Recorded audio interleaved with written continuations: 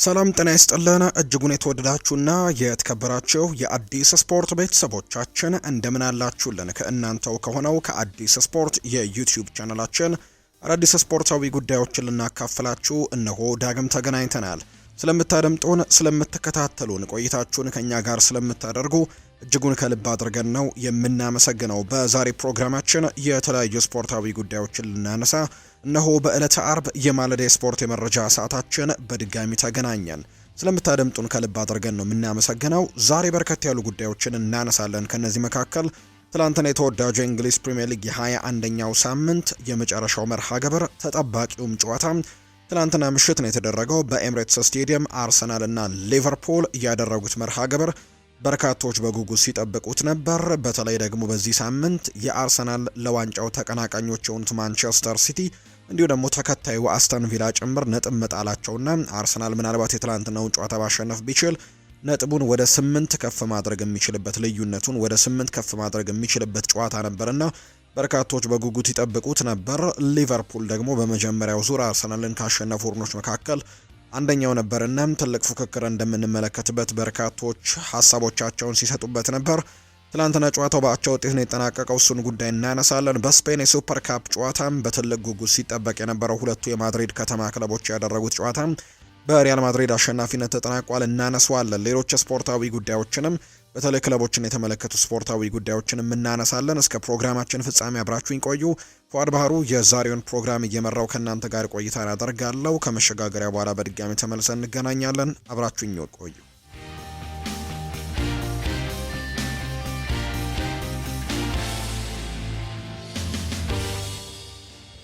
ወደ ቀዳሚው ርዕሰ ጉዳያችን እናምራ። የሀገር ውስጥ መረጃን በጥቂቱ እናንሳ። የኢትዮጵያ ብሔራዊ ቡድን ሹመት ትልቅ ትርጉም አለው ብሏል የኢትዮጵያ ብሔራዊ ቡድን አሰልጣኝ የሆኑት አሰልጣኝ ዮሐንስ ሳህሌ ሲናገሩ ይህንን ኃላፊነት ባለኝ አቅም ለመወጣትና ለአፍሪካ ዋንጫ ለማለፍም በዝግጁነት ስራዬን ተረክቤያለሁ ሲሉ ነው የተናገሩት። አሰልጣኝ ዮሐንስ ሳህሌ በትላንትናው ዕለት የኢትዮጵያ ብሔራዊ ቡድንን በይፋ ዋና አሰልጣኝነት ተረክበዋል። ስለ አሰልጣኙ ቅጥር ዝርዝር ሁኔታ በኢትዮጵያ እግር ኳስ ፌዴሬሽን ጽህፈት ቤትም ትላንትና መግለጫ ተሰጥቷል። በመግለጫው አሰልጣኝ ዮሐንስ ሳህሌ ከዚህ ቀደም የነበራቸው ስራና ወጣቶች ላይ ያላቸው ልምድ ታይቶ በቀዳሚነት ሊመረጡ መቻላቸውን የተገለጸው አሰልጣኝ ዮሐንስ ሳህሌ ለቀጣዮቹ 2 ዓመታትም የኢትዮጵያ ብሔራዊ ቡድን ዋና አሰልጣኝ በመሆን የሚያገለግሉ ነው የሚሆነው። አሰልጣኙ ዮሐንስ ሳህሌ ምን ይጠበቅባቸዋል የሚሉ ጉዳዮች አሉ። አሰልጣኝ ዮሐንስ ሳህሌ ዋሊያዎቹ ለ2027 የአፍሪካ ዋንጫ ማሳለፍ ይጠበቅባቸዋል ተብሏል። ዮሐንስ ሳህሌ ምን ያክል ይከፈላቸዋል የሚለው ደግሞ ሌላኛው ትልቁ ጥያቄ ነው። አሰልጣኝ ዮሐንስ ሳህሌ ወርሃዊ ያልተጣራ 513,000 ብርም ይከፈላቸዋል የሚል መረጃ ወጥቷል። አሰልጣኝ ዮሐንስ ሳህሌ በሰጡት አስተያየትም የኢትዮጵያ ሀገሬን ብሔራዊ ቡድን ሹመት ትልቅ ትርጉም አለው ሲሉ ነው የተናገሩት። አያይዞም ይህን ኃላፊነት ባለኝ አቅም ለመወጣትና ለአፍሪካ ዋንጫው ለማለፍም በዝግጁነት ስራዬን ተረክቤያለሁ ሲሉ ነው ትላንትና ሀሳባቸውን የሰጡት። ሌላኛው ከሀገር ውስጥ የምናነሳው ጉዳይ የኢትዮጵያ ፕሪሚየር ሊግ ጨዋታዎች ትላንትና ቀጥለው ተደርገዋል። በኢትዮጵያ ፕሪሚየር ሊግ መርሃ ግብር ነገሌ አርሲ ተከታታይ ድል አሳክቷል። ትላንትና ከሽረ መድረገነት ጋር ያደረገውን ጨዋታ 1-0 በሆነ ውጤት ነው ነገሌ አርሲ ማሸነፍ የቻለው። የነገሌ አርሲን የማሸነፊያ ግብም ከቤ ብዙነህ ከመረብ ጋር ማሳረፍ ችሏል። ነገሌ አርሲ 4ኛ ተከታታይ ድሉን ነው ትናንትና ማስመዝገብ የቻለው። በዚህም 25 ነጥቦችን በመሰብሰብ 2ኛ ደረጃ ላይ መቀመጥ የቻለበትን ውጤት ነው ማምጣት የቻለው። በአንጻሩ ሽረ መድረገነት በ17 ነጥቦች 9ኛ ደረጃ ላይ ተቀምጧል። በሌላኛው ትላንትና በተደረገው የኢትዮጵያ ፕሪሚየር ሊግ መርሃ ግብር የሊጉ መሪ ሲዳማ ቡና ከአርባ ምንጭ ከተማ ጋር ትላንትና ጨዋታውን አድርጎ 0-0 በሆናቸው ውጤት ነው ጨዋታውን ያጠናቀቀው። በሌላ ጨዋታ አዳማ ከተማ ከወልዋሎ አዴግራት ዩኒቨርሲቲ ጋር ያደረገውን ጨዋታ 1-1 አጠናቋል። የወልዋሎ አዴግራት ዩኒቨርሲቲን ግብ ኪሩቤል መንግስቱ ሲያስቆጥር ቢኒያም አይተን ደግሞ አዳማ ከተማን አቻ ማድረግ ችሏል። ሲዳማ ቡና በ29 ነጥቦች የሊጉን መሪነት አሁንም አጠናክሮ ቀጥሏል። አዳማ ከተማ በ22 ነጥብ 4ኛ ነው።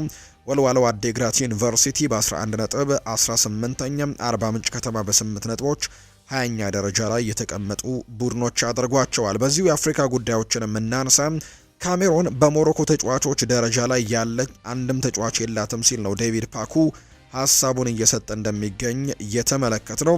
ይህ ሰው ሀሳቡን ሲሰጥም የካሜሮን ብሔራዊ ቡድን ዋና አሰልጣኝ ነው። ቡድናቸው ከዛሬ ተጋጣሚያቸው ሞሮኮ ጋር ሊወዳደር የማይችል ብሔራዊ ቡድን እንደሆነ ይናገራል። ሞሮኮ ኮከቦች ያሏት ያሉት አሰልጣኙ ሀኪሚ ፓሪስ ሰን ዠርሜን ይጫወታል። የአፍሪካ ምርጡ ተጫዋች ነው። በዚህ ደረጃ ላይ አንድም ካሜሮናዊ ተጫዋች የለንም ነው ያሉት።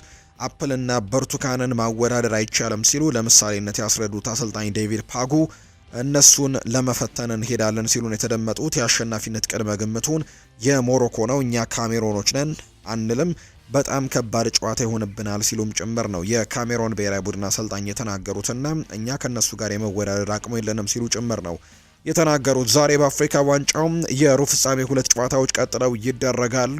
አፍሪካ ዋንጫውንም በጉጉት እንደቀጠለ ነው የሚገኘው። ዛሬ ምሽት 2 ጨዋታዎች ይደረጋሉ። ልክ ምሽት 1 ሰዓት ሲል ማሊና ሴኔጋል ጨዋታቸውን ያደርጋሉ።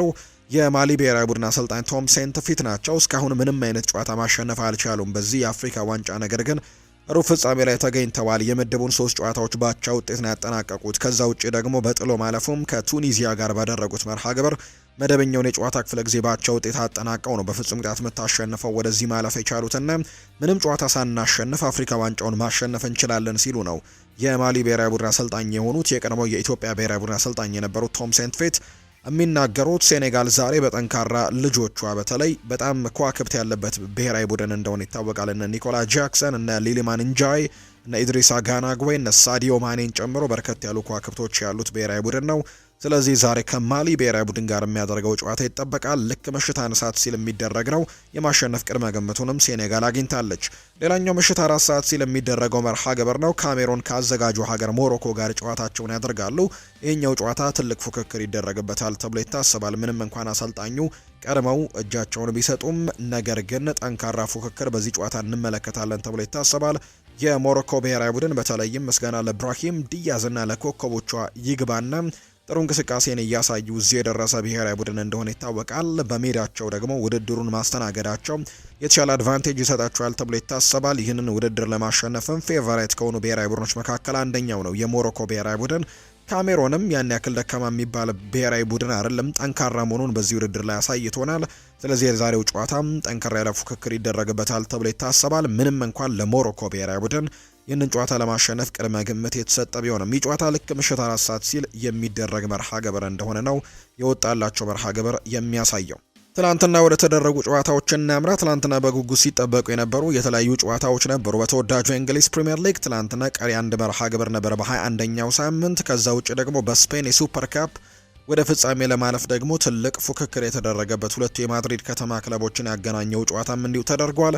የፈረንሳይ ሱፐር ካፕ የፍጻሜ ጨዋታ ትላንትና ነበር። እንዲሁ ደግሞ በሳዑዲ ፕሮ ሊግም ትላንትና የተደረገ መርሃ ግብር ነበር። እነሱን ጨዋታዎች ነው የምንመለከተው በቅደም ተከተላቸው። የተወዳጁ የእንግሊዝ ፕሪምየር ሊግ 21ኛ ሳምንቱን አገባዷል። በቀጣይ 22ኛ ሳምንት ጨዋታዎች ናቸው የሚደረጉት። በ21ኛው ሳምንት ዕለተ ማክሰኞ አንድ ጨዋታ ነበር። ዕለተ ረቡዕ ላይ 8 ያክል ጨዋታዎች ተመልክተን አንድ ቀሪ መርሃ ግብር ይቀር ነበር። አርሰናልና ሊቨርፑል በጣም ትልቅ ፉክክር የሚያደርጉበት ጨዋታ እንደሆነ ቀደም ብሎ የተገመተው ጨዋታም ትላንትና ምሽት 5 ሰዓት ሲል ጅማሮን ያደረገ መርሃ ግብር ነው። ይህ ጨዋታም በአርሰናል ሜዳ ኤምሬትስ ስቴዲየም ላይ የተደረገ መርሃ ግብር ነው። ከዚህ ጨዋታ አስቀድሞ የተለያዩ ሰዎች የተለያዩ አይነት ሀሳቦችን አጋርተዋል። ለምሳሌ አሰልጣኝ አርኔ ስሎት በጣም ጠንካራ ቡድንን እንደሚገጥሙ አምነዋል። አርሰናል በጣም ኦን ፋየር የሆነበት ወይም በጣም ከባድ በጣም በጥሩ ብቃት ላይ የሚገኝበት ጊዜ ላይ ነው ይህንን ቡድን የምንገጥመውና ከባድ ጨዋታ ይሆናል የሚል አይነት ሀሳብን ጭምር ተናግረው ነበር። አሰልጣኝ ሚኬል አርቴታም ለዚህ ጨዋታ የሚሆን አይነት ነገሮችን እንዳዘጋጁና ጨዋታውን ለማሸነፍ ሜዳ ላይ ያላቸውን ነገር በሙሉ እንደሚያደርጉ ሀሳቡን ሰጥቶ ነበር። እንዲሁ ደግሞ ዶሚኒክ ሶቦስላይም በርካቶችን ያነጋገሩ ሀሳቦችን ከሰጠው ተጫዋች መካከል አንደኛው ነው። እኛንን ሻምፒዮኖቹ፣ ስለዚህ አርሰናል ነው ከሻምፒዮኖቹ ጋር የሚጫወተው እንጂ እኛ አይደለንም ሻምፒዮኖቹን የምንገጥመው የሚል አይነት ሀሳብን ጭምር ሰጥቶ እንደነበር እናስታውሳለን። እና የዘንድሮን የዋንጫ ግምቱ ደግሞ ወደ አርሰናል አደልቷልና በዛ ጉዳይ ላይም ጥያቄ ሲቀርብለት በዚህ ጊዜ ላይ በጥር ላይ ዋንጫን ያሸነፈ ቡድን የለም ሲልም ጭምር ምላሽ ሰጥቶ ነበር። እና በጣም በትልቅ ግለት ነበር የትናንትናው ጨዋታ ጅማሮን ያደረገው። ልክ ምሽት 5 ሰዓት ሲል የጀመረውን ጨዋታ ሁለቱ ቡድኖች የትኛውም ክለብ ጨዋታውን ሳያሸንፍ በአቻ ውጤት ምንም አይነት ጎል ሳንመለከትበት የተጠናቀቀ መርሃ ግብር ሆኖ ነው የተጠናቀቀው። ትላንትና አርሰናል ከሊቨርፑል ጋር ያደረጉትን ተጠባቂውን የተወዳጁ የእንግሊዝ ፕሪምየር ሊግ የ21ኛ ሳምንት መርሃ ግብር 0-0 በሆናቸው ውጤት አጠናቀዋል። አርሰናል ከ5 ተከታታይ የፕሪምየር ሊግ ድል በኋላ ነው ትላንትና ነጥብ የጣሉበትን ወይም ደግሞ 1 ነጥብ ብቻ ያገኙበት መርሃ ግብር ሆኖ የተጠናቀቀው። ያለፉትን 5 ተከታታይ የፕሪሚየር ሊግ ጨዋታዎች ድል ያደረገ ቡድን ነበር። ነገር ግን የትናንትናውን ጨዋታ በአቻ ውጤት ነው ለማጠናቀቅ የተገደደው። ሊቨርፑል ያለፉትን 3 የፕሪሚየር ሊግ ጨዋታዎች ደግሞ በአቻ ውጤት ያጠናቀቀ ነው። ይሄ በሊቨርፑል ላይ ብቻ የተከሰተ አይደለም። ማንቸስተር ሲቲም በተመሳሳይ ማንቸስተር ዩናይትድም ተመሳሳይ አይነት ውጤቶችን ያመጡትና ባለፉት 3 ተከታታይ ጨዋታዎች ሊቨርፑል እንዲሁ እንደዚህ አይነት ነገሮች ተከስተውበታል። 3 ተከታታይ ጨዋታዎች አቻ የወጣበት ወይም ደግሞ ነጥብ የጣለበት መርሃ ግብር እንደሆነ ነው የተመለከትነውና እንግዲህ ቁጥሮች ሲወጡ እንደነበረ እናስታውሳለን። ሊቨርፑል የትናንትናውን ጨዋታ በአቻ ውጤት ማጠናቀቁን ተከትሎ በተለይ ደግሞ እነ አስተን ቪላ እነ ማንቸስተር ሲቲ ነጥብ መጣላቸውን ተከትሎ የእነሱን የነጥብ ልዩነት ማጥበብ የሚችልባቸውን አጋጣሚዎች በተደጋጋሚ እየተጠቀመ አይደለም።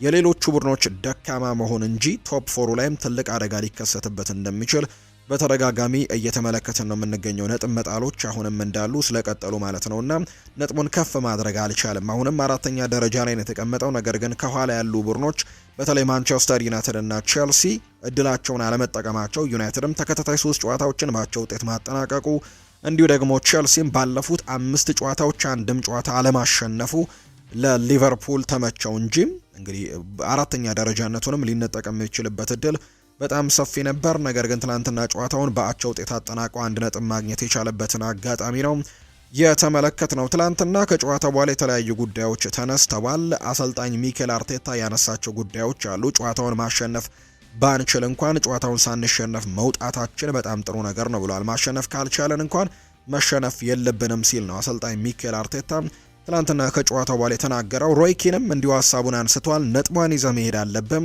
የዚህኛው ምሽት ላይ ግን አርሰናሎች ያንን ወርቃማ አጋጣሚ ለመጠቀም ትንሽ የፈሩ ይመስለኛል ብሏል። ያም ሆነ ይህ ግን ነጥብ መጋራታቸውና ግብ ሳይቆጠርበት መውጣታቸው እንደ መልካም አጋጣሚ የሚታይ ነው ለአርሰናሎች ሲልም ጭምር ሀሳቡን የሰጠበት አጋጣሚ ነው ትላንትና እየተመለከት ነው። በጨዋታ ቁጥጥር ተመሳሳይ አይነት ወይም ደግሞ ተቀራራቢ አይነት የኳስ ቁጥጥር ነበራቸው። ትላንትና ያስገራሚው ነገር በሊቨርፑል በኩል አንድም ኢላማውን የጠበቀ ሙከራ አልተመለከትንም። በሁለቱም በኩል ተመጣጣኝ የጎል ሙከራዎችን ያደርገዋል። ለምሳሌ ያክል አርሰናል 9 ሙከራዎችን አድርገው 4ቱ ኢላማቸውን የጠበቁ ነበሩ። በአንጻሩ በሊቨርፑል በኩል 8 ሙከራዎችን አድርገው ምንም ኢላማቸውን የጠበቁ ሙከራዎች ያልነበሩበትን አጋጣሚ ነው የተመለከትነው። ሊቨርፑሎች ይህንን ነገር ሲገጥማቸው ወይም ደግሞ አንድም ኢላማውን የጠበቀ ሙከራ ሳያደርግ ሲወጣ ከ16 ዓመታት በኋላ ነው ለመጀመሪያ ጊዜ አንድም ኢላማውን የጠበቀ ሙከራ ሳያደርግ ጨዋታውን ያጠናቀቀው ሊቨርፑል እና አስገራሚ ቁጥር ነው ትናንትና የተመዘገበው። ከ16 ዓመታት በኋላ ሊቨርፑል በአንድ ጨዋታ ላይ ምንም አይነት ኢላማውን የጠበቀ ሙከራ ሳያደርግ የወጣበት መርሃ ግብር ሆኗል። የትላንትናው ጨዋታ ተመጣጣኝ አይነት ፉክክሮችን ነው በትላንትናው ጨዋታ ላይ ግን የተመለከተንበት። ቁጥሮችን ከተመለከትን ለምሳሌ የሁለቱም ክለቦች ኤክስጂ ከ1 በታች ነበር። አርሰናል 0.57 ነው ያስመዘገበው። በአንጻሩ ሊቨርፑል 0.36 ነበር። በኳስ ቁጥጥሩ አጠቃላይ ሙሉን 90 ደቂቃ ከተመለከተን ሊቨርፑል 52 በመቶ የኳስ ቁጥጥር ነበረው። አርሰናል 48 በመቶ ኳሱን ተቆጣጥሮ የተጫወተበትና ተቀራራቢ ቁጥር የተመዘገበበት ሙከራዎችም 9ና 8 ያደረጉበትን አጋጣሚ ነው በትላንትናው ጨዋታ የተመለከትነውና ያን ያክል ትልቅ ነገር የተከሰተበት ጨዋታ እንዳልሆነ ነው በትላንትናው ጨዋታ ላይ የተመለከትነው። በአርሰናል በኩል የሚጠበቀው አይነት የጨዋታ ፎርሜሽንን ነው ትላንትና ይዞ የገቡት። ዳቪድ ራያ በግብ ጠባቂነት ነበር። ጁሪያን ቲምበር፣ ዊሊያም ሳሊባ፣ ጋብሪኤል ማጋሌሽ እና ፒየሮ ሂንካፒዬ ትላንትና በጨዋታው ላይ የተካተቱ ተጫዋቾች ናቸው። በቋሚ አስተላለፍ ውስጥ በተከላካይ መስመር ላይ ማርቲን ኦዴጋርድ እንዲሁ ማርቲን ዙበሜንዲ እና ዴክላን ራይስ በአማካይ ስፍራ ላይ ነበሩ። ቡካዮ ሳካ፣ ቪክተር ዮኬሬሽ እና ሊያንድሮ ትሮሳርድ በትላንትናው ጨዋታ ላይ በቋሚ አስተላለፍ ውስጥ የነበሩ ተጫዋቾች እንደሆኑ የተመለከትነው። ፒየሮ ሂንካፒዬ ትላንትና ጉዳት ገጥሞት ተቀይሮ ሲወጣ ተመልክተነዋል። በማይልስ ሉዊስ ስኬሊ ትላንትና ተቀይሮ ወጥቷል። ሌላኛው ተጫዋች የሆነው ሪካርዶ ካላፊዮሪ ጉዳት ላይ የሚገኝ ተጫዋች እንደሆነ ይታወቃልና በትላንትናው ጨዋታም እሱም ለቡድኑ ግልጋሎት መስጠት አልቻለም። ቪክተር ዮኬሬሽ አሁንም ጎል ማስቆጠር ያልቻለበት መርሃ ግብር ሆነው ቀጥሏል። ካለፉት 10 ጨዋታዎች 1 ጎል ብቻ ነው ማስቆጠር የቻለው። እሱም በፍጹም ቅጣት ምት ያስቆጠረበት መርሃ ግብር እንደነበር እናስታውሳለንና አሁንም ጎል ማስቆጠር ያልቻለበትን አጋጣሚ ነው የተመለከትነው። በሊቨርፑል በኩል አሊሰን ቤከር በግብ ጠባቂነት ነበር። በተለይ በሊቨርፑል በኩል ወሳኝ የሆኑ የአጥቂ መስመር ተጫዋቾች በትናንትናው ጨዋታ ላይም አልነበሩም። ሁጎ ኤኪቲኬም በጉዳት ምክንያት የለም። ከዛ በተጨማሪ ደግሞ አሌክዛንደር ኢሳክም በረጅም ጊዜ ጉዳት ምክንያት እንደሌለ ይታወቃል። ሙሐመድ ሳላህም በአፍሪካ ዋንጫው ምክንያት ይህንን ቡድን ማገልገል አልቻለም። በግብ ጠባቂነት አሊሰን ቤከር ነበር። ሜሎሽ ኪርኬሽ፣ ቨርጂል ቫንዳይክ፣ ኢብራሂማ ኮናቴና ኮነር ብራድሌ በተከላካይ ስፍራ ላይ ነበሩ። ማካሊስተርን ከግራቨንበርች ጋር፣ ቬርት፣ ሶቦስላይ፣ ፍሬምፖንግ እና ጋክፖ ደግሞ የማጥቃት መስመሩን ሲመሩ ትላንትና ተመልክተናልና በአጠቃላይ ተመጣጣኝ አይነት ፉክክር የተመለከትንበት ያን ያክል ሳቢ ያልነበረን ነገር ነው በትላንትናው ጨዋታ ላይ የተመለከት ነው። ኤብሪቼ ኢዜ ለ5 ተከታታይ ጨዋታዎች በትላንትናው ጨዋታም ተጠባባቂ ወንበር ላይ ተቀምጦ ነበር። አስገራሚው ነገር ያለፉትን 4 ጨዋታዎች ግን ምንም አይነት የጨዋታ ደቂቃዎችን ማግኘት ያልቻለበት መርሃ ግብር ነበር። ትላንትና ግን 78ኛው ደቂቃ ላይ ተቀይሮ ገብቶ የተወሰኑ ደቂቃዎችን ሜዳ ላይ ተመልክተነዋል። ማርቲን ኦዴጋርድን ተክቶ ነው ትላንትና ወደ ሜዳ የገባው። በተለይ ደግሞ የማርቲን ኦዴጋርድ ከትላንትናው ጨዋታ በፊት በነበሩ ጨዋታዎች ላይ የነበረው ጥሩ ፐርፎርማንስ ኤብሪቼ ኢዜን በጨዋታው ላይ እድሎችን እንዲያገኝ ያደረገበትን አጋጣሚ እንደነበር እናስታውሳለን። ትላንትና ግን የተወሰኑ ደቂቃዎችን ሜዳ ላይ ገብቶ ተመልክተነዋል።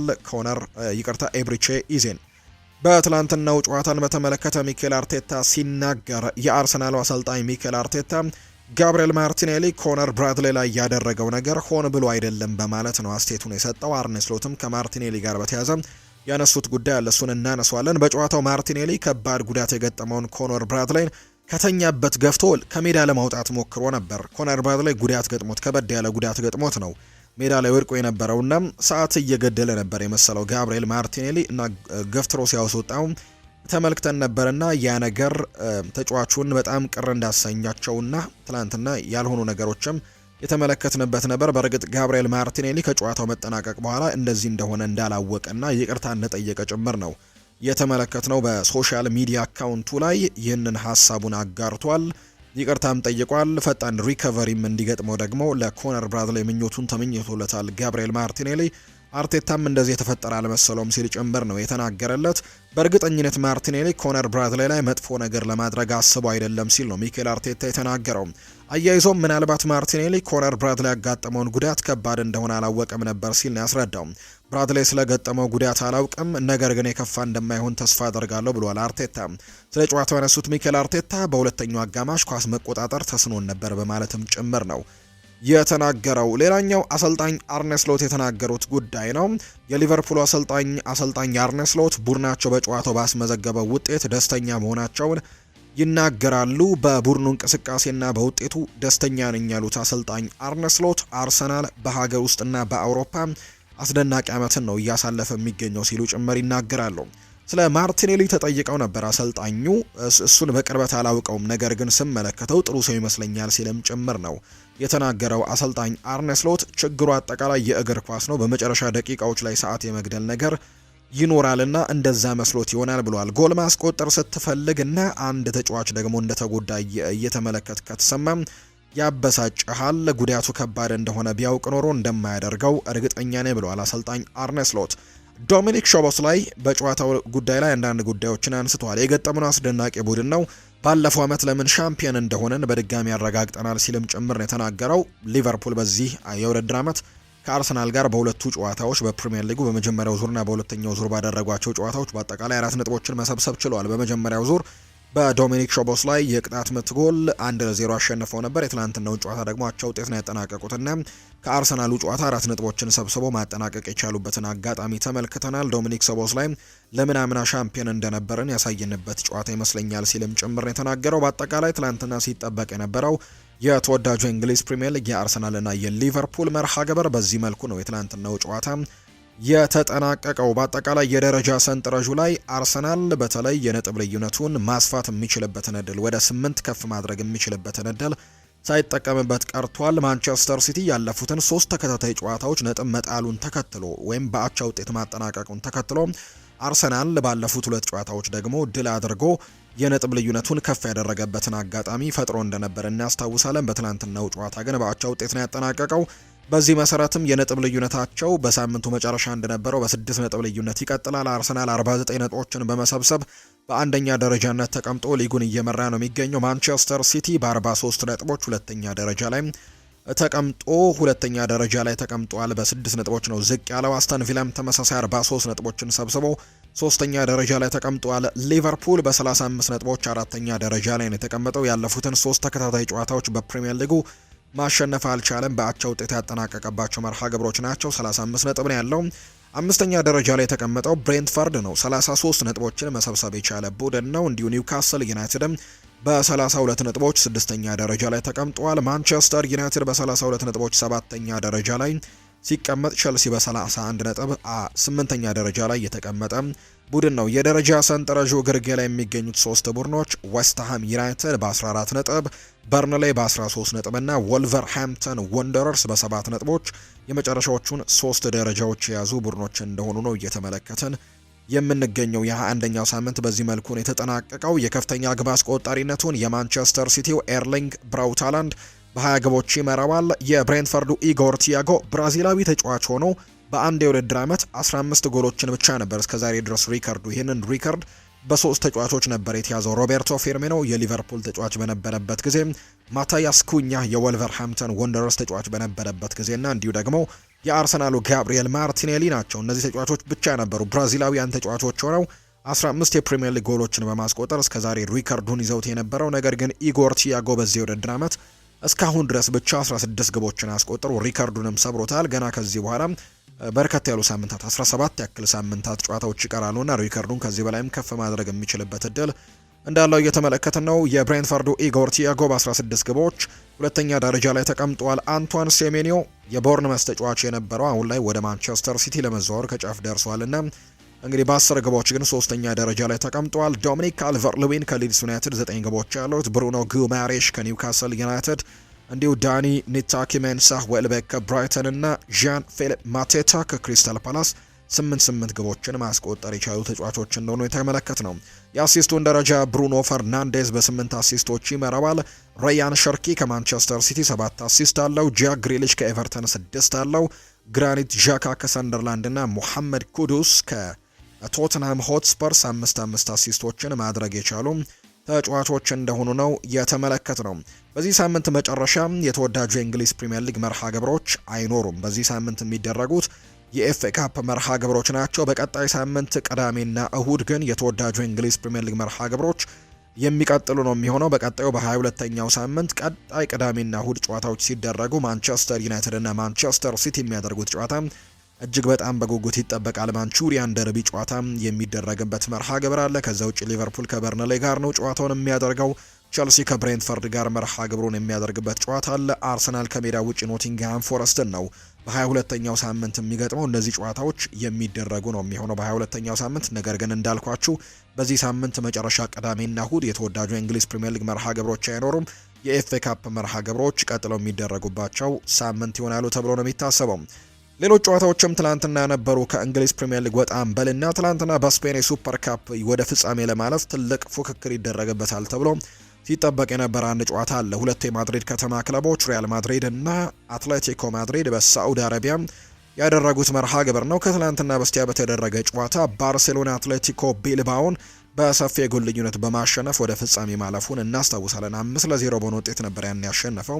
ራፊኒያ 2 ጎሎችን ያስቆጥሯል። ፈርሚን ሎፔዝ ከዛ በተጨማሪ ደግሞ ሩኒ ባርጃዬ ጎል የሚያስቆጠረበትን አጋጣሚ እናስታውሳለን። ትናንትና ደግሞ ሁለቱ የማድሪድ ከተማ ክለቦች ወደ ፍጻሜው ለማለፍ ትልቅ ፉክክር አድርገዋል። ከዚህ ጨዋታ በፊት በጣም ትልቅ ጫናዎች አሰልጣኝ ሻቪ አሎንዞ ላይ ነበሩ። በተለይ በላሊጋው የመጀመሪያው ዙር ጨዋታ አትሌቲኮ ማድሪድ ሪያል ማድሪድን 5-2 አሸንፎት ስለነበር የትላንትናውን ጨዋታ በድጋሚ ማሸነፍ የማይችሉ ከሆነ ምናልባት ሪስክ ውስጥ የሚገቡበትና ይህንን ሪያል ማድሪድ የማሰልጠን እድላቸው ላይ ጠባብ ሊሆን የሚችልበት ነገር ሊፈጠር እንደሚችል በርካቶች ሲያነሱ እንደነበር ተመልክተናል። ነገር ግን የትላንትናውን ጨዋታ ሪያል ማድሪድ ማሸነፍ የቻለበት መርሃ ግብር ሆኖ ነው የተጠናቀቀው። ትላንትና ሪያል ማድሪድ ማሸነፉን ተከትሎ ከባርሴሎና ጋር ደግሞ የፍጻሜውን ጨዋታ ማድረግ ይችላል። በስፔን ሱፐር ካፕ ሪያል ማድሪድ ከአትሌቲኮ ማድሪድ ጋር ያደረገውን ጨዋታ 2-1 በሆነ ውጤት ነው ማሸነፍ የቻለው። ጨዋታው በተጀመረ በጣም በጥቂት ደቂቃዎች ውስጥ ነው የመጀመሪያው ጎል የተቆጠረው። እጅግ በጣም ግሩም የሆነ እጅግ በጣም ፓወርፉል የነበረ የቅጣት ምት ጎልን ነው ትላንትና ዩራጓዊው ፌዴሪኮ ቫልቬርዴ ማስቆጠር የቻለው። ጨዋታው በጥቂት ደቂቃ ውስጥ መጀመሪያዎች ውስጥ ነው በጣም ግሩም የሆነ ጎልን ማስቆጠር የቻለው። እጅግ በጣም ፓወርፉል ሾት ነበረች ወይም የቅጣት ምት ጎል ነው ትናንትና ማስቆጠር የቻለው ፌዴሪኮ ቫልቬርዴ። ሁለተኛው ጎል እንዲቆጠር ደግሞ አሲስት አድርጓል። በተለይ በቅርብ ጊዜያት እየተሰጠ በሚገኘው እድል ራሱን በደንብ እያሳየ ይገኛል። ብራዚላዊው ሮድሪጎ ትናንትና በጣም ቆንጆ የነበረ ጎልን ነው ማስቆጠር የቻለው። ለአትሌቲኮ ማድሪድ አሌክዛንደር ሶርሎት ኳስና መረብን ማገናኘት ቢችልም ነገር ግን ቡድኑን ከተሸናፊነት ግን ማዳን አልቻለም። ሪያል ማድሪድ 2-1 በሆነ ውጤት በማሸነፍ ወደ ፍጻሜ ማለፉንም አረጋግጧል። ከባርሴሎና ጋርም የፍጻሜ ጨዋታውን ያደርጋል። ሪያል ማድሪድ ለተከታታይ 5ኛ ጊዜ ነው በታሪክ ለ21ኛ ጊዜ ለስፔን ሱፐር ካፕ ፍጻሜ ደርሰዋል። ፍጻሜው ሪያል ማድሪድ ከባርሴሎና ጋር እሁድ ምሽት የሚያደርጉት መርሃ ግብር እንደሆነ ነው የወጣላቸው መርሃ ግብር የሚያሳየው። ሌላኛው በፈረንሳይ የተደረገው ጨዋታ ነው። በፈረንሳይ ትላንትና እንዲሁ መርሃ ግብሮች ቀጥለው ተደርገዋል። ፓሪስ ሳን ዠርሜን ትላንትና የፈረንሳይ ሱፐር ካፕን ዋንጫ በታሪኩ ለ14ኛ ጊዜም ሻምፒዮን የሆነበት መርሃ ግብር ነበር ትላንትና የተደረገው። ፓሪስ ሳን ዠርሜን የሉዊስ ኤንሪኬ ቡድን ከኦሎምፒክ ደ ማርሴይ ጋር ከሮቤርቶ ዲ ዘርቢ ቡድን ጋር ነበር ለፍጻሜም ትላንትና የተገናኙትና የፈረንሳዩ ክለብ ፓሪስ ሳን ዠርሜን ይህንን ዋንጫ ማሸነፍ ችሏል። ቅድም እንዳልኳችሁ በታሪክ ለ14ኛ ጊዜ ነው ይህንን ዋንጫ ሲያሸንፍ። ኩዌት ላይ የተደረገው የፍጻሜ ጨዋታን ፓሪስ ሳን ዠርሜን በመለያ ምት 4-1 በሆነ ውጤት ነው ማሸነፍ የቻለው። መደበኛው የጨዋታ ክፍለ ጊዜ 2-2 ነው የተጠናቀቀው። ግቦቹን ደግሞ ለፓሪስ ሳን ዠርሜን ኦስማን ዴምቤሌ እና ጎንካሎ ራሞስ ነበሩ ማስቆጠር የቻሉት።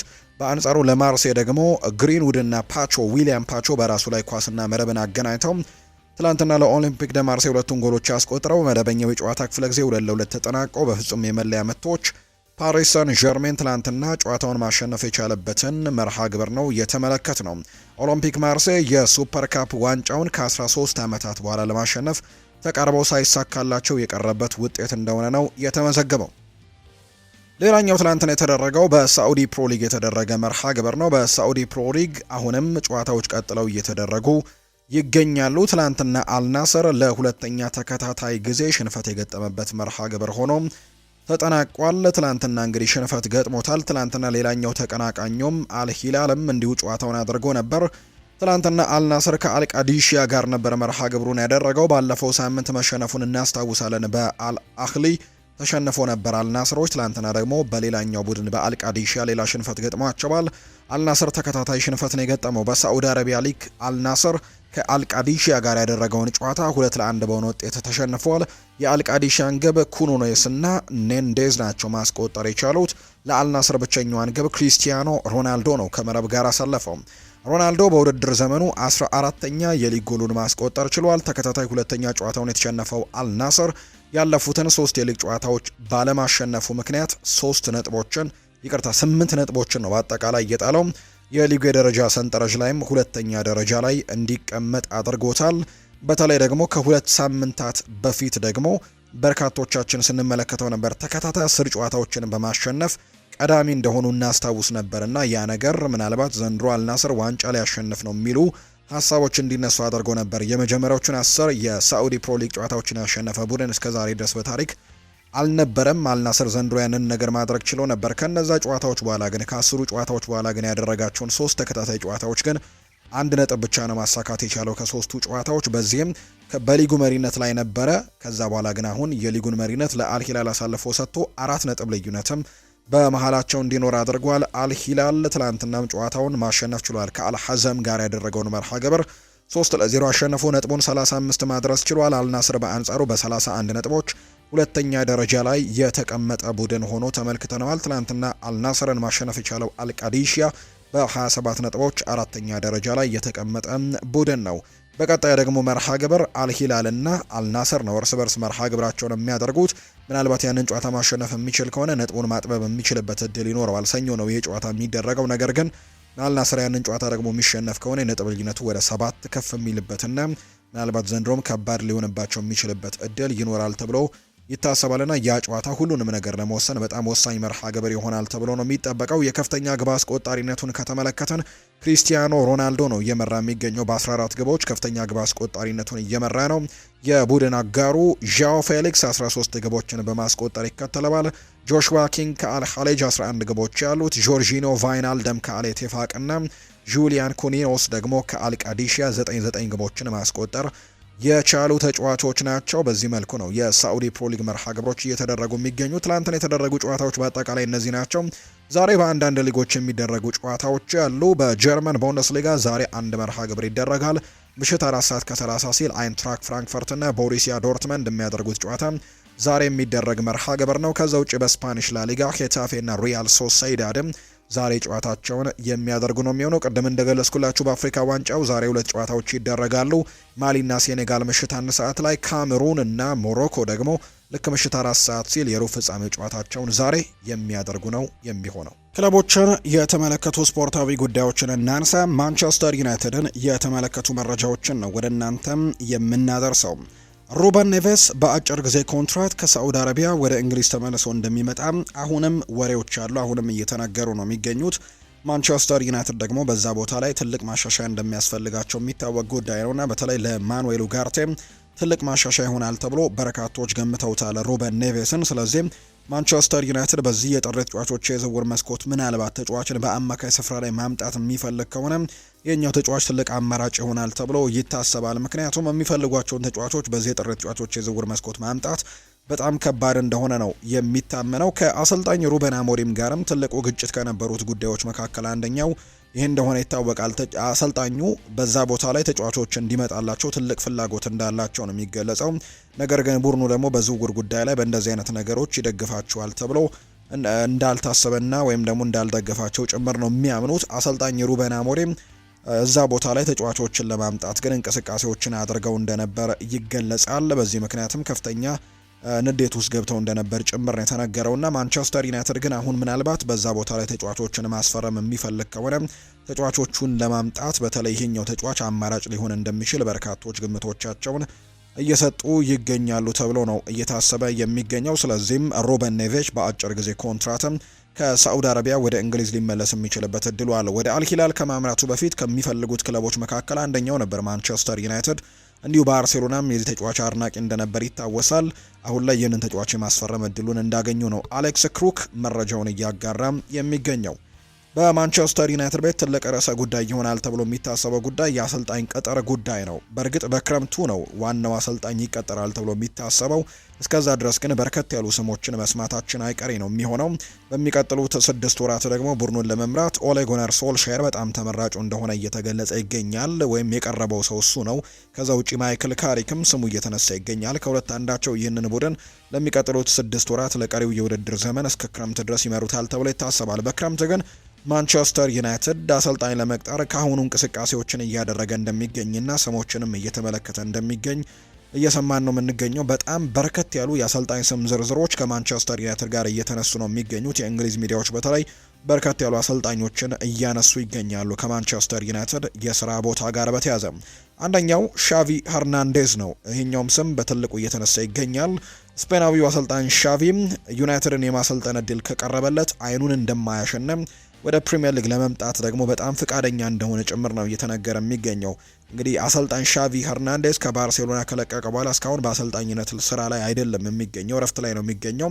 ነገር ግን የማንቸስተር ዩናይትድ ስራ ከመጣ ግን ተራሩጦ ለመያዝ ዝግጁ እንደሆነና በጣም አይኑን እንደማያሽበት ወይም ደግሞ እስከሚቀርብለት ጊዜ ብቻ ድረስ እየጠየቀ እንደሆነ ወይም እየጠበቀ እንደሆነ፣ ምናልባት ጥያቄው የሚቀርብለት ከሆነ ግን አሰልጣኝ ለመሆን ምንም እንደማያቅማማ ጭምር ነው እየተነገረ የሚገኘው። ስለዚህ ሻቪ ሄርናንዴዝ ያንን ነገር እየጠበቀ ነው ተብሏል። ሆኖም ግን በዚህ ወቅት በሻቪና በዩናይትድ መካከል ግን ምንም አይነት ንግግር እንዳልተደረገ ነው ፋብሪዚዮ ሮማኖ መረጃውን እያጋራ የሚገኘው። በዚህም ነገሮች የሚወሰዱት በዩናይትድ ፍላጎት ላይ እንደሆነ ጭምር ነው ፋብሪዚዮ ሮማኖ የገለጸው። ሌላኛው ከአነሳቸው ስሞች መካከል ደግሞ ቶማስ ቱሄል የሚገኝበታል። በውድድር ዘመኑ መጨረሻ ማንቸስተር ዩናይትድን ሊቀላቀሉ ከሚችሉ አሰልጣኞች መካከል በተደጋጋሚ የሚሰማው ስም ቶማስ ቱሄል ነው። አሰልጣኙ በዩናይትድ ዝርዝር ውስጥም አናት ላይ ከሚገኙ ወይም በዝርዝሩ አናት ላይ ከሚቀመጡ አሰልጣኞች መካከል ስሙ ይነሳል። እንግዲህ ቶማስ ቱሄል በቅርቡ ነው የእንግሊዝ ብሔራዊ ቡድን አሰልጣኝ የሆኑት። በተለይ በዓለም ዋንጫ ላይ የሚያደርጉት ተሳትፎና በዓለም ዋንጫ ላይ የሚያመጡት ውጤት በቀጣይ የሚታይ ነው የሚሆነው በቡድኑ ለመቆየት በእንግሊዝ ብሔራዊ ቡድን ለመቆየትና ላለመቆየት። ከዛም የማንቸስተር ዩናይትድ ትልቁ ተመራጭ አሰልጣኝ ይሆናሉ ተብሎ ይታሰባልና በዚህ ዝርዝር ውስጥም አናት ላይ ተቀምጧል ተብሏል። እንዳልኳችሁ ግን በርከት ያሉ እነ ሮቤርቶ ዲዘርቢ፣ እነ ኦሊቨር ግላርሰን እና አንዶኒ ኢራኦላ በርከት ያሉ አሰልጣኞች ስማቸው ይነሳልና በቀጣይ ክረምት ነው ማንቸስተር ዩናይትድ የትኛውን አሰልጣኝ ይቀጥራል የሚለው ጉዳይ በትልቅ ጉጉት የሚጠበቀው። ፋብሪዚዮ ሮማኖ እንደተናገረው ከሆነ ሩበን አሞሪም ይለቃል ማለት ብሩኖም ይለቃል ማለት አይደለም ሲል ይናገራል። ነገር ግን ሩበን አሞሪም ለብሩኖ መቆየት ከፍተኛ አስተዋጽኦ ግን አድርጓል ተብሏል። ምክንያቱም በክረምት የተጫዋቾች የዝውውር መስኮት ማንቸስተር ዩናይትድ ይህንን ተጫዋች ለመልቀቅ ወስኖ እንደነበረ የሚያሳዩ መረጃዎች ሲወጡ ነበር። ነገር ግን ማንቸስተር ዩናይትድ ያንን ቢያስብም ነገር ግን አሰልጣኝ ሩበን አሞሪም ተጫዋቹ የቡድናቸው ዋና አካል እንደሆነና ተጫዋቹንም ለማቆየት ደግሞ በግል አነጋግረው እንዳሳመኑት ጭምር የሚያሳዩ መረጃዎች ወጥተዋል። ስለዚህ ዘንድሮ ብሩኖ ማንቸስተር ዩናይትድ ቤት ለመቆየት ትልቁን አስተዋጽኦ ያደረጉት አሰልጣኝ ሩበን አሞሪም እንደሆኑ ነው የተነገረው። ስለዚህ አሁን ሩበን አሞሪም ወጥቷልና ብሩኖ ይወጣል ማለት እንዳልሆነ ነው እየተገለጸ የሚገኘው። ስለዚህም አሞሪም ለብሩኖ መቆየት ከፍተኛ አስተዋጽኦን ቢያደርግም ብሩኖ ግን አሁንም በቡድን ውስጥ ጥሩ ነገሮችን ለማድረግ እንደሚጥር ነው የተገለጸው። እርግጥ ነው ሰሞኑን ዳረን ፍሌቸር አንስቶታል። አሰልጣኝ ሩበን አሞሪም በመሰናበቱ ከተበሳጩ ተጫዋቾች መካከል አንደኛው ነው ብሎታል። ብሩኖ ፈርናንዴዝን እንደ ሌሎች ተጫዋቾች ያው እሱም ብስጭት ውስጥ ገብቶ ነበር የሚል አይነት ሀሳብን ነው ዳረን ፍሌቸር ያነሳው። ስለዚህ ብሩኖ በዚህ ቡድን ይቆያል ተብሎ ነው የሚታሰበው። ምንም እንኳን የሳዑዲ አረቢያ ክለቦች ባለፉት 3 ዓመታት በብሩኖ ላይ ከፍተኛ ፍላጎትን ቢያሳዩም በዚህ ሰዓት ግን የብሩኖ ዋናው ትኩረት በማንቸስተር ዩናይትድ ቤት ላይ ነው። በክረምቱ የሚፈጠረውን ደግሞ እንመለከታለን ብሏል ፋብሪዚዮ ሮማኖ መረጃውን ሲያጋራ። በማንቸስተር ዩናይትድ ቤት ግን አመራሮች ዘንድ ግን ብሩኖን በዚህ ጊዜ ሽጠው የተወሰኑ ገንዘቦችን አግኝተው በዛ ገንዘብ ደግሞ በአማካይ ቦታ ላይ ሌሎች ተጫዋቾች ላይ ኢንቨስት ማድረግን ምርጫቸው ላይ ያደርጉ እንደሚችሉ የሚያሳዩ መረጃዎች ናቸው እየወጡ የሚገኙት። 1958 በመባል የሚታወቁት የማንቸስተር ዩናይትድ ደጋፊ ቡድን በየካቲት 1 ቀን በማንቸስተር ዩናይትድ እና ፉልሃም ጨዋታ ላይ ትልቅ ተቃውሞ እንደሚያደርጉ ነው የተነገረው። በዚህ ተቃውሞም በሰር ጂም ራትክሊፍ፣ ኢኒዮስ እና ግሌዘርስ የሚመራው የአሁኑ የባለቤት ሞዴል ሙሉ ለሙሉ እንዲቀየር ይፈልጋሉ ነው የተባለው። የ1958 ቃል አቀባዩ ሲናገር ሰር ጂም ራትክሊፍ ማንቸስተር ዩናይትድ ከነበረበት ትልቅ ውድመት ከተሸጋገረ በኋላ አሁንም ስህተት መስራቱን ቀጥሏል። ምን እያደረገ እንዳለ የሚያውቅ አይመስለኝም። እናም ክለቡ በተመሳሳይ አዙሪት ውስጥ እንዲቀጥል አድርጎታል። የሚገባንን ቦታ ትልቅ ቡድን ሆኖ ሳለም የሰዎች ግን መሳቂያ ያደርጉናል ሲልም ጭምር ነው ቃል አቀባዩ የተናገረውና በዚህ ምክንያትም ተቃውሞ ለማሰማት ዝግጁ ሆነዋል። ራትክሊፍ ላይና ኢኒዮስ ላይ እንዲሁ ግሌዘርስ ላይ ተቃውሞ እንደሚቀጥል ነው የተገለጸው። የ1958ቱ ቃል አቀባይ ቀጥልና የደጋፊዎች ትዕግስት አሁን ላይ ተሟጧል። ራትክሊፍ እና ግሌዘርስ በክለባችን ላይ የነበራቸው ቆይታ መጠናቀቁን ማወቅ አለባቸው። የካቲት 1 በፉላም ግጥሚያ ላይ ደጋፊዎች በንቃት ወጥተው ተቃውሞን እንዲቀላቀሉ እንጠይቃለን ሲልም ጭምር ነው ቃል አቀባዩ ሀሳቡን እየሰጠም የሚገኘው። የአርሰናልን ጉዳዮች ደግሞ እንመልከት። አርሰናል ማርክ ጉሂን ማስፈረም ይፈልጋል ተብሏል። የሰሜን ለንደኑ ክለብ አርሰናል አሁን ላይ የክሪስታል ፓላሱን ተከላካይ የሆነው ማርክ ጉሂን የማስፈረም ፍላጎት እንዳላቸው ይፋ ተደርጓል። አርሰናል ተጫዋቹን በሚቀጥለው ክረምት ለማስፈረም እንደ አማራጭ እንደሚመለከቱት ነው የተነገረው። አርሰናል በአሁኑ ሰዓት ከተጫዋቹ ወኪሎች ጋር በመነጋገር ላይ ናቸው እየተባለ እንደሚገኝ ነው መረጃዎች እየወጡ የሚገኙት። በሌላ በኩል ማንቸስተር ሲቲም ተጫዋቹን በጥሬ ተጫዋቾች የዝውውር መስኮት በተለይ በተከላካይ መስመር ላይ ተጫዋቾች ጉዳት ገጥሟቸዋል። ሩበን ዲያሽ፣ ኤስኮ ግቫርዲዮል እንዲሁ ደግሞ ጆን ስቶንስ በጉዳት ምክንያት ይህንን ቡድን ማገልገል እየቻሉ አይደለምና በዚህ መሰረትም በጥሬ ተጫዋቾች የዝውውር መስኮት ለማስፈረም ማሰባቸው ተነግሯል። ክሪስታል ፓላስ በተለይ ከዚህ ተጫዋች ገንዘብ ለማግኘት የመጨረሻ አማራጫቸው ነው። ይህንን የጥሬ ተጫዋቾች የዝውውር መስኮት ሳይሸጡት የሚጠናቀቅ ከሆነ ከዚህ በኋላ በነፃ ብቻ ነው ይህንን ተጫዋች የማጣት እድል የሚኖራቸው በክረምቱ። ስለዚህ ምናልባት ለመሸጥ የሚያስቡ ከሆነ ገንዘብ ለማግኘት እቅዱ ካላቸው ይሄ የጥሬ ተጫዋቾች የዝውውር መስኮት የመጨረሻ እድላቸው ነው። ሲቲ ደግሞ በዚህ የጥሬ ተጫዋቾች የዝውውር መስኮት ለማስፈረም እንቅስቃሴ እያደረገ ነው። ሊቨርፑልም በበኩሉ በሚቀጥለው ክረምት ማርክ ጉሂን የማስፈረም ፍላጎት እንዳላቸው ተጠቁሟል። ዘ አትሌቲክ ነው ይህንን መረጃ እያወጣ የሚገኘው። ሪካርዶ ካላፊዮሪ በእግሩ ላይ ጡንቻ በደረሰበት ጉዳት ምክንያት ከሜዳ ውጪ ሆኗል። ነገር ግን የማገገሚያ ልምምዱን ከፖርቱጋል ቋንቋ ትምህርቶች ጋር በማጣመር በፍጥነት ወደ ሜዳ ለመመለስም ራሱን በስራ ጠምዶታል ነው የተባለው። ካላፊዮሪ እንግሊዘኛ፣ ጣሊያንኛ፣ ስፓኒሽም ይናገራል። አሁን ደግሞ ፖርቹጊዝም ለመማር እየሞከረ ነው። ትምህርቶቹን ባለፈው ወርም ጀምሯል። እናም በቅርቡ የፖርቱጊዝ ተናጋሪው የተከላካይ ጋብሪኤል ማጋሌሽን ልብም እንደሚያስደምም ጭምር ነው ሳይመን ኮሊንግስ መረጃውን እያጋራ የሚገኘው። ከዚህ በላይ ሪካርዶ ካላፊዮሪም በርከት ያሉ ነገሮችን እያደረገ ነው ወደ አቋሙ ለመመለስና ቡድኑን ለማገልገል ከጉዳቱም ለማገገም ትልቅ ነገሮችን እያደረገ ጭምር ነው እየተገለጸ የሚገኘው። ዴክላን ራይስ እገዳ ተጥሎበታል። ዴክላን ራይስ በአንድ ሳምንት ውስጥ በተመሳሳይ መንገድ ላይ ለሁለተኛ ጊዜ የፍጥነት ወሰንን በመጣሱ ምክንያት ነው ለ6 ወራት የመንጃ ፍቃዱን የታገደው። ዴክላን ራይስ በሱሪይ በሚገኘው መኖሪያ ቤቱ አቅራቢያ ላይ በሚገኝ መንገድ ላይ ጥር 3 ቀን በ30 ማይል ፍጥነት መንዳት በሚገባው መንገድ ላይ በ37 ማይል ከ5 ቀናት ልዩነት በኋላ ደግሞ በ40 ማይል ወሰን ላይ በ49 ማይል ፍጥነት ሲነዳም በካሜራ ተመዝግቦበታል። የ26 ዓመቱ ተጫዋች ክራውሊ በሚገኘውም ፍርድ ቤት ባይገኝም በድምሩ ግን የ2185 ፓውንድ የገንዘብ ቅጣትም ተጥሎበታል። ቀደም ሲል በመንጃ ፍቃዱ ላይ 6 ነጥቦች የነበሩበት ሲሆን አሁን ደግሞ በተመዘገቡት ተጨማሪ ነጥቦች በድምሩ 15 ነጥብ በመሙላቱ ለ6 ወራት ከመኪና መንዳት እንዲታገድም ተወስኖበታል። ይህ ቅጣት በሜዳ ላይ ባለው ብቃት ላይ ተጽዕኖ ባይኖረውም ተጫዋቹ ግን ለቀጣዮቹ 6 ወራት የግል ነገርን መጠቀም እንደማይችል ነው የተገለጸው። ኢታን ንዋኔሪ በአርሰናል ስኬታማ ለመሆን ሙሉ በሙሉ ቁርጠኛ እንደሆነና የመልቀቅ ዕድል ቢኖረው ኖሮ በክረምቱ ወቅት ውሉን ለማደስ በሚደረገው ውይይት ላይ ፈቃደኝነቱን አይሰጥም ተብሎ እየተነገረ ይገኛል። ኢታን ንዋኔሪ ራሱን በአርሰናል ቤት አሁንም ለማሳየት ፍላጎቶች እንዳሉት ይነገራል። ምንም እንኳን የጨዋታ ጊዜ እድሎችን ማግኘት ባይችልም ነገር ግን በልምምድ ሜዳ ላይ ራሱን አሳይቶ ከዛም በጨዋታዎች ላይ እድል እንዲያገኝ ራሱን ለማሳመንም ሙከራዎችን እያደረገ ነው የሚገኘው።